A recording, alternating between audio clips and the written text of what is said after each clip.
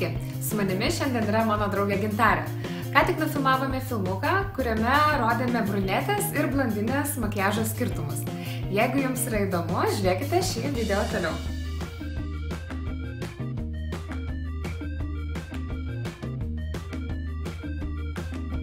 Natūraliai atrodantiems antakiams sukurti Gintarei naudos Maybelline Master Brow antakių pieštuko vidurinę spalvą, kurią tiesiog brėžiu trumpus brūkšnelius į antakių tarpelius.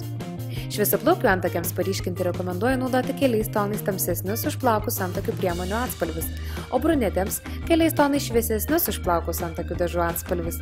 Tuomet antakiai atrodys natūraliausiai.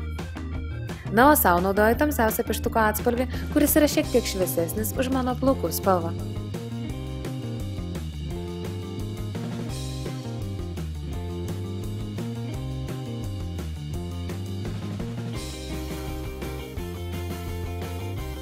Ryškesniems antakiams sukurti naudosiu šešėlių paletę, kurią sudaro vaškas ir šešėlis. Iš tiesų daug klientų manęs klausia, ką vertėtų naudoti pirmą – vašką ar šešėlį. Aš rekomenduoju pirmiausia antakius padengti vašku, nes jis sukurs lipnią tekstūrą, prie kurios lengvai prilips šešėlis ir taip spalva išsilaikys ilgiau. Taigi vaškas veikia kaip šešėlių pagrindas. Antakių plaukeliams išryškinti bei sušukuoti naudoju šviesiai rudos spalvos antakių tušą. Dažant antakius labiausiai patamsinu išlinkimą bei galiukus, o priekius palieku šviesesnius, kad žvilgsnis neatrodytų piktas. Savo atlieku viską tą patį, tik su tamsesniais produktų atspalviais.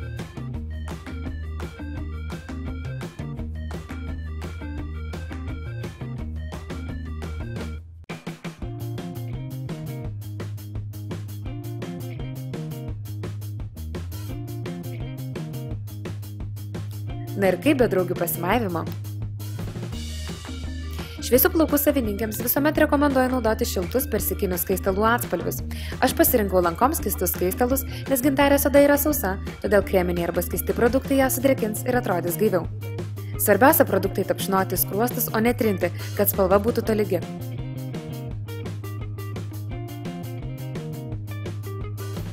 Nuo savo dažniausiai naudoju bronzinio atspalvio skaistalus, nes brunečio oda visuomet atrodo blyškesnė, tad jai norisi sukurti saulės nubučiuotą įvaizdį.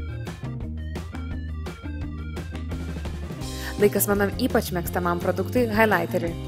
Draugiai naudoju balkšvos spalvos spindinčią pudrą, kurią pašviesinu skruostikulių viršūnę, virš lūpų bei vidinius akių kampučius.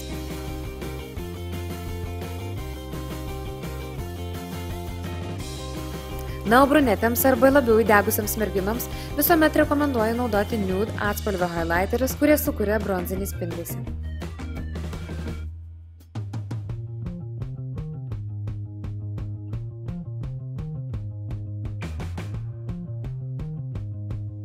Lūpų kontūrui pabrėžti tiek šviesiaplaukiams, tiek brunetėms tobulai tinka šiek tiek tamsesni nude atspalviai. Gintarei pieštuką brėžiu vos spausdama lūpas, kad išgaučiau kuo švelnesnę spalvą. O savo pieštuką brėžiu stipriau, nes turint tamsius plaukus, kiti veido bruožai atrodo blyškesni ir švelnesni, tad juos norisi šiek tiek paryškinti. Sau pasirinkau kūno spalvos lūpdažį, o Gintarei parinkau gaivesnę Yves Saint Laurent lūpdažio spalvą.